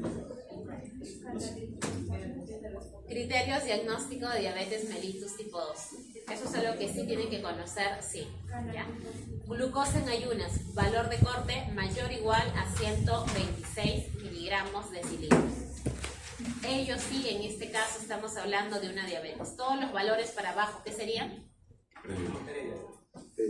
Se acabó. Entonces, diabetes mellitus tipo 2 mayor o igual a 126 en ayunas. Ahora, si estamos hablando de la prueba de tolerancia a la glucosa, que también lo vimos, ¿no? Aquella que te dan la bebida azucarada y te toman ayuno a la hora y a las 2 horas. ¿Cuál es el punto de corte en este caso cuando nos hablan a las 2 horas? Mayor o igual a 200 después de una sobrecarga de 75 gramos de azúcar, ¿ya? Mayor o igual a 200. Si te sale esta prueba de test, ¿y a quién le piden ese test de tolerancia a la glucosa? Principalmente a aquel usuario que hizo ¿cuánto? 125, que hizo 120, 120. Entonces tienes esa duda, no es, le pides esta prueba. Y si esta prueba te sale menor de 200, es prediabetes. Pero si te sale mayor de 200, no era una diabetes, ¿ya? ¿Qué otro valor? El que me acabas de hablar de porcentajes, que es la famosa hemoglobina glicosilada. Cuando la hemoglobina glicosilada es mayor a 6.5, de igual manera nos está catalogando el tema de diabetes. Pero ojo, no hacemos diagnóstico, ojo con eso, no hacemos diagnóstico solo con este valor. ¿Ya? Solo con este valor, no. Es, en este caso, este valor de hemoglobina glicosilada acompañado o bien de ayunas o bien de postprandial. Y el último, ¿cuál es mi último criterio? En este caso, la glucosa al azar. Hicieron una campaña de glucosa, yo me acerco, me toman un valor y estoy en 250. Mayores iguales a mayor a 200 más, ¿qué criterio? Síntomas clínicos. ¿Cuáles son estos síntomas clínicos? Te pide mínimo 2. Entonces, si yo tengo más de 200, ¿ya? Al azar, sea que me tomaron mañana, no importa, me tomaron en X horas del día, al azar, más 2 síntomas clínicos, estoy hablando ¿de qué? De diabetes. Estos criterios de diabetes ustedes tienen que manejarlos sí, porque a partir de ahora van a rotar y lo van a ver y lo van a tener que prácticamente memorizar. ¿Ya? Eso sí es importante manejarlo porque también les va a ayudar a resolver ¿qué? Su caso clínico, ¿ya? Ahora, de igual manera acá les habla ¿qué? De una guía de tratamiento acerca de lo que es diabetes mellitus tipo 2, enfermedad cardiovascular, insuficiencia cardíaca, enfermedad renal crónica, en este caso riesgo cardíaco elevado. ¿Qué es lo que hacemos? Si no tiene ninguno de estos criterios, ¿ya? O sea, solamente tiene diabetes, pero no tiene riesgo cardiovascular alto, no tiene insuficiencia cardíaca, entre otros que trabajas, solamente con metformina como monoterapia, ¿ya? Pero si la hemoglobina glicosilada te figura mayor a 6.5, ya mayor a 6.5, sí te recomienda el uso de acompañar la metformina. Y eso es algo que tenemos que manejar. Y un punto que no les dije. ¿Cuál es mi dosis topa de metformina? Máximo 3 veces al día. No puedo usarlo más de 3 veces al día. No es que exista 4 cada 6 horas, cada 2 horas, no. ¿Ya? Aprendamos bien ello. Más el tope máximo normal de dosis de metformina es cada 8. Por lo tanto, es máximo 3 veces. Igual que glibenclamida. Mi dosis tope es 15 miligramos. Es decir, 5, 5, 5. No puedo excederme, como se dice, a ello. ¿Ya? En este caso, ¿por qué? Por los famosos efectos adversos. Si ya está con mañana, tarde y noche, con metformina y glibenclamida, ¿qué sigue? Pasar a cualquiera de estos fármacos. Y si pasando a estos fármacos, que también tienen su tope, sigue alto, ¿qué sigue? Insulina. ¿Ya? Eso sí hay que tenerlo en cuenta.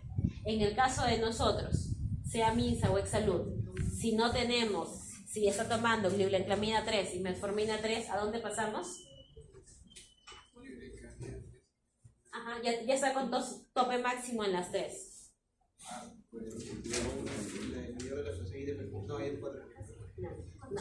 Hablando de nuestra realidad nacional. Porque no tenemos. Sí, pero no. Si tenemos, podemos darle. Pero lo más adecuado que hacemos, insulina.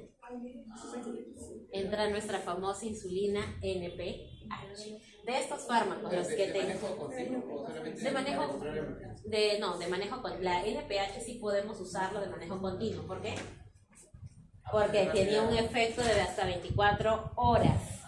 Mientras que la Lispro y la Rápida solamente era para manejos cortos, porque era 5, 15 minutos en el caso de la Lispro, y la R, que era de 30 a 60 minutos. Era aquel que tú acompañabas, o bien en urgencia, para manejarlo rápido, más hidratación, que en patologías, la famosa cetoacidosis diabética, porque la diabetes tiene 2 complicaciones agudas. Las que hemos hablado de micro y macrovascular, ¿qué complicaciones eran?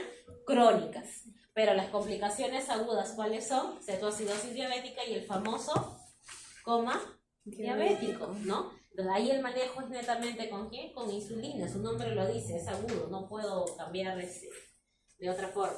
Entonces si la hemoglobina glicosilada es mayor a 6.5, ya no voy a trabajar solo con metformina. Lo mismo que con el losartán, ¿no?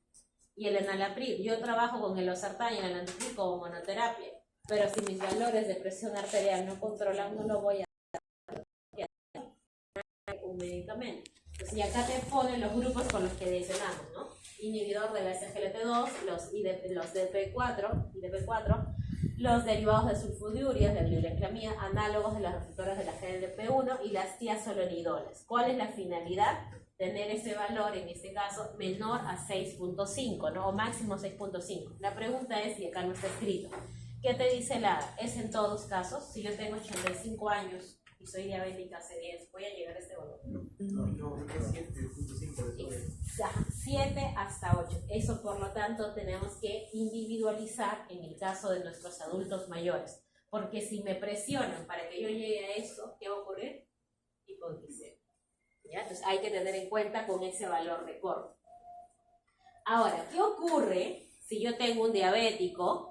Insuficiencia cardíaca, ¿ya? Tiene insuficiencia cardíaca, como acá te pone, enfermedad renal crónica, lo que también preguntaron, ¿ya? O riesgo cardíaco muy elevado, o tiene uno de estos factores o varios de estos factores de riesgo. ¿Qué ocurre? Le damos, en este caso, ¿qué nos menciona? Como alternativa, metformina, inhibidores de la SGLT2, ¿ya? Este es un esquema de tratamiento, o metformina con un análogo de los receptores de la GLP1. Entonces, si yo tengo un paciente con diabetes con alguna de estas comorbilidades, puedo aplicar estos 2 esquemas.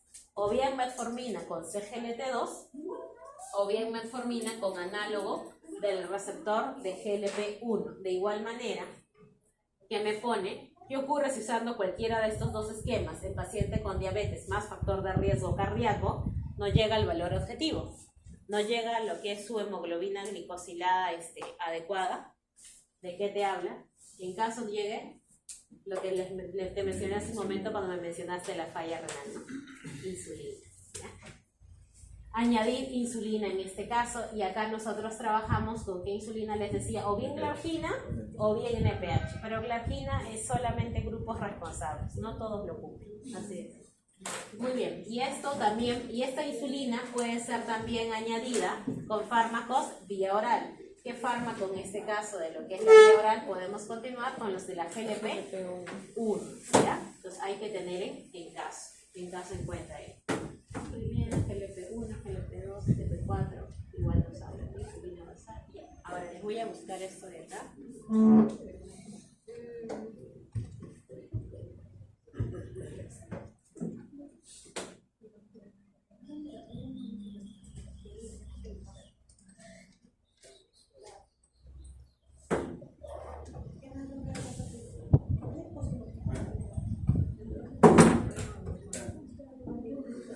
Según eso, ¿tenemos que intensificar o mejorar el manejo de la terapia antihiperglicemiante? Sí, muy bien. Bueno, esto ya lo habíamos respondido, el mal control era la dieta y poca actividad por su problema artrósico. ¿Qué opciones de antihiperglicemiantes adicionales le catalogamos a la señora? Bibenclamida podría ser una opción. Una pregunta, si está diciendo que está tomando 1000, o sea, ¿cuál es la dosis tope? De metformina, en este caso es de 850 miligramos. En el caso de ella le están dando una presentación diferente, le están dando la presentación de 1000. Porque la presentación que yo les he hablado es de la metformina de 850, la que ustedes van a encontrar tanto en MINSA o en Salud. Este es otro. 850. Su dosis tope es la de 850, lo máximo 3 de serie. Igual de esta metformina, si sea de 1000. ¿Se le puede adicionar uno más entonces? Podríamos adicionarle uno más, pero la pregunta sería, adicionarle uno más teniendo en cuenta que lo que no mejora es la dieta. Y teniendo en cuenta que la hemoglobina glicosilada ya está en 9.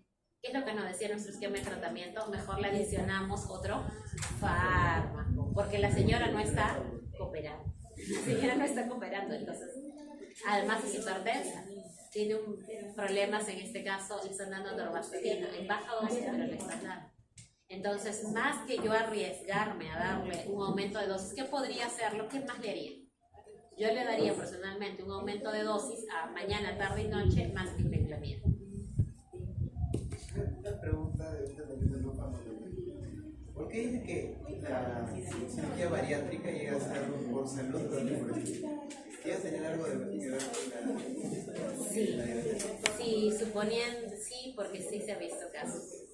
Por justamente el tema de lo que es la obesidad, ¿ya? El acúmulo propiamente. Los pacientes que se han sometido a cirugía bariátrica sí han solucionado su problema en relación a la diabetes. Y aquellos que estaban en prediabetes lo solucionan. Mejor. La gliclamida ahí no estaría. Pero para hacer cirugía bariátrica por el Exaluz demora al menos un par de años. Prácticamente pasa para que se pueda decir. Conoces todo. Profesora, ahí no deberíamos no darle gliclamida, o sea, tiene obesidad, ¿no? La gliclamida no va a ser subiendo peso más. Sí, es cierto, le puede generar el tema del riesgo de peso, pero también tenemos que ver nosotros la glucosa. Por ejemplo, la glibenclamida también te ayuda a bajar la glucosa, pero también te genera aumento de peso. Entonces ahí podríamos darle mejor una GLP-2. También, porque trabajaría a nivel de eliminarlo en relación a la para bajarla de peso del peso. Ah, bien. Es que tiene obesidad, no, eso no vale. Bajar de peso, bajarla de no. peso. No, bajarla de peso no va a bajar por la orina. No va No va a bajar por la orina, es por otro Ya, póngale su nota ya. No, la baja de peso no se da por la orina. No dormió 4 horas, solo dormió 3. Suena mal, pero tiene obesidad, entonces la Sí, pero la baja de peso no se va a dar en este caso por el SGLT2, sino por quién. Porque hablamos, porque ahí estamos viendo que el tema del peso es porque trabaja en el tema de la diuresis, pero hemos dicho que en el caso, si no todos los pacientes que tuvieran obesidad les daríamos diuréticos. Y no es así, o me equivoco. Si no contigo, no funciona con todo el mundo. Eso es algo temporal, porque nuevamente nos hidratamos. Entonces, ¿qué sí trabajaba en saciedad y análogo apetito? del GLP-1. Los GLP-1. Se magnifica. Exacto. Exacto. Si estamos hablando de algo más específico, lo cual está muy bien, los GLP-1, ¿ya? ¿Y los GLP-1 a qué grupo pertenecían? De insulina, secreción de Pero insulina. no se le podría dar un análogo del GLP-1 porque tiene la función renal muy baja, ¿no? No, estaba bien, 85. ¿Está bien? Ajá. Entonces está bien, sí. Sí, eso está bien. Es que no venga función renal. Entonces ahí ya tenemos un factor en este caso adicional para poder darle, ¿no? ¿Y qué efectos adversos en este caso tendríamos que monitorizar? ¿Cuáles eran los efectos adversos de los GLP-1? De las famosas incretinas. La hipoglucemia. Diabetes. Estreñimiento, náuseas y vómitos. Es decir, más que nada digestivos. ¿Ya? Voy a bajar la presión.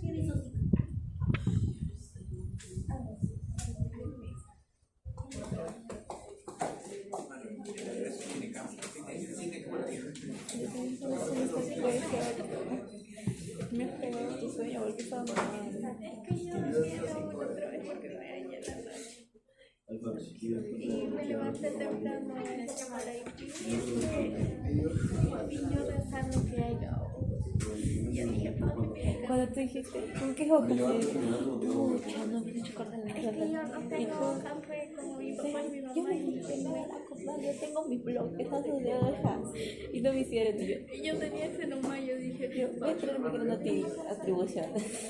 Guía ADA 2024. ¿Qué dice acá? Se modificó la recomendación del tratamiento farmacológico de personas con diabetes, sobrepeso y obesidad. La farmacoterapia de elección es un GLP-1, ¿ya? Con mayor eficacia para perder peso, especialmente considerando efectos adicionales, aparte de bajar de peso, glucémicos, porque te va a bajar la glucosa, y cardiometabólicos. Cambio de vida. ¿Ya? Entonces ahí hipoglicemia. Recuerda, no tienes en este caso ese problema, no lo hagas. Están ideas. Ya, muy bien. Flaring en 56. ¿Nos podría pasar eso, doctora? Por favor. No puedes votar. Flaring en 65. ¿Cómo confías en la hipoglucemia? Comiendo azúcar. Aléjate, me puedo. ¿Qué tan simple es el razonamiento de decir, si yo como algo que me genere hipoglucemia, tomo algo que tenga azúcar y me levantas? ¿Qué tan válido es pensar así, doctor? ¿De cuál? De que si yo te Contrarrestar los efectos adversos comiendo algo con azúcar.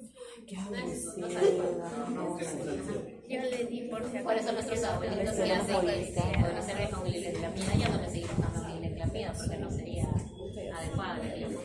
Reforzando nuevamente lo que mencionamos acerca de los CGLT2 y reforzando el esquema anterior que decía adultos con diabetes con riesgo de enfermedad cardiovascular, aterosclerótica, insuficiencia cardíaca, RC, tenemos en este caso que tomar medicamentos que reduzcan este riesgo de enfermedad, porque yo lo que no quiero es que mi paciente progrese con su enfermedad cardíaca o renal porque ya tiene una diabetes establecida. Y acá que te cataloga la guía independiente, independientemente del valor de la hemoglobina glicosilada. Y acá trabajamos con los famosos SGLT2, especialmente en pacientes con ¿qué? Insuficiencia cardíaca y control de glucosa. Se puede preguntar casitos, como le decía, así chiquitos de 2 líneas. La respuesta es solamente una línea, no es más. Por ejemplo, tenemos un paciente con diabetes mellitus tipo 2, ¿ya? Y tiene obesidad. Coloque usted cuál es el fármaco para lo que es el manejo. Exacto. Igual acá tenemos 2 propuestas, sí, de casitos puntuales como pregunta abierta. Ya hay 2 propuestas. Por ejemplo, si yo tengo un paciente con diabetes mellitus, en este caso tipo 2, ¿ya? Y al mismo tiempo tiene obesidad, ¿cuál de los fármacos que usted conoce, cuál es el fármaco que recomendaría en el presente caso? Y coloque su target respectivo. ¿Qué familia? Los análogos GLP-1. Ya, entre paréntesis, ya lo dejo a criterio de ustedes. Si desean, coloque uno. Si desean. Y catalogarían el tema de su target, que prácticamente donde actuaba a nivel de lo que serán. Claro, las incretinas, ¿no? Actuaban también en lo que era la secreción de insulina. Y si estamos hablando de obesidad y diabetes, ¿qué más le colocaría? Actúa como efecto a nivel de la saciedad y el apetito. Mejora la saciedad y disminuye el apetito. Respuesta de una línea, sí, puntual y concreto, ¿ya? Igual en el caso de lo que era el seminario, paciente con diabetes mellitus tipo 2 e insuficiencia cardíaca. Esta información es de la propia guía. ¿Qué nos dice la guía en relación al manejo? SGLT2. Coloque su mecanismo de acción, ya lo han visto, ¿no? En este caso, evitar la reabsorción de glucosa en el túbulo contorneado proximal, segmentos S1 y S2. Ahora, sobre tiazonolidona, paciente con diabetes tipo 2 y osteoporosis diagnosticada actualmente. ¿Cuál es en este caso el grupo de fármacos a contraindicar? Tiazolonidonas. ¿Por qué lo contraindican? Justifica su respuesta y ahí ustedes justifican por efecto adverso en relación a reabsorción ósea y la paciente actualmente cursa con osteoporosis. Ya, tienen ahí tres casitos en relación netamente diabetes. Netamente diabetes. Muy bien. Igual acá también nos habla algo adicional acerca de los SGLT2, ¿no? Nos habla de diabetes e insuficiencia renal crónica, pero acá sí te delimita qué tipo de insuficiencia renal, porque recuerden que son 5, ¿no? Acá te habla cuando la insuficiencia es de 20 a 60, o sea, estamos hablando en este caso de un nivel 4, de más que 3, un 4, ¿ya? ¿Qué se debe utilizar? SGLT2 para minimizar la progresión de enfermedad renal crónica. Yo tengo ahí otra alternativa en relación a los SGLT2. Entonces, SGLT2 no solo es insuficiencia cardíaca, sino también enfermedad renal crónica, respondiendo a la consulta que nosotros realizamos, ¿no? Además de quién más, de la famosa insulina.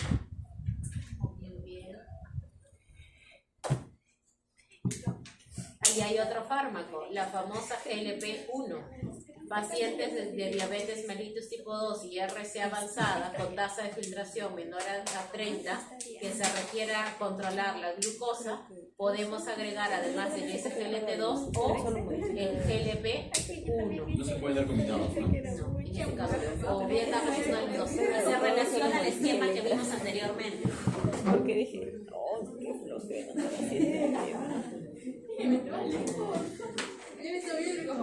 Hay un video.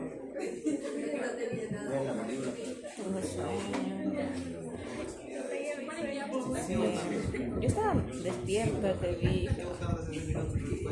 Cerré hace un ratito el ojito y ya estaba todo despierto. Habla de dos casos, ¿no? Un caso de osteoporosis y otro caso de Estos son llamadas más de nosotros en la práctica. No haga mucho como que puede desarrollar.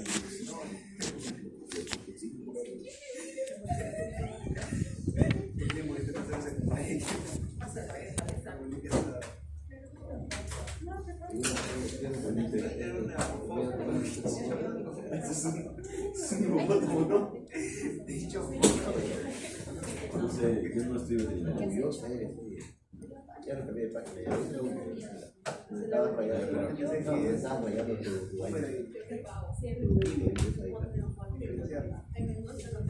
Doctora,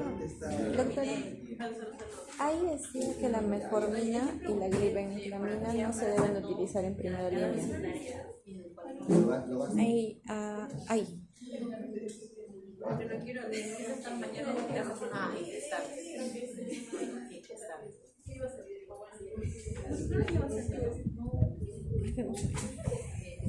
Está.